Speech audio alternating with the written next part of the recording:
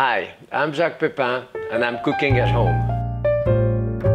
I probably make 8 or 10 different dressings for my salad, but frankly, 90% of the time what we do is have a clean salad here. We organize salt, pepper on top, olive oil,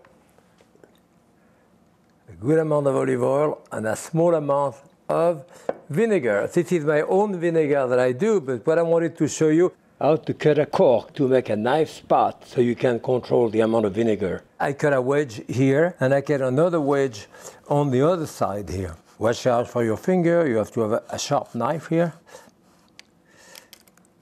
Yeah. So I have the cork with 2 wedges here. This is what I put into my vinegar, and on top of it, okay, that's that. So here, this is a nice pour. You know, it goes like this, and you can use it too. Great way of doing it. This is our salad. Happy cooking.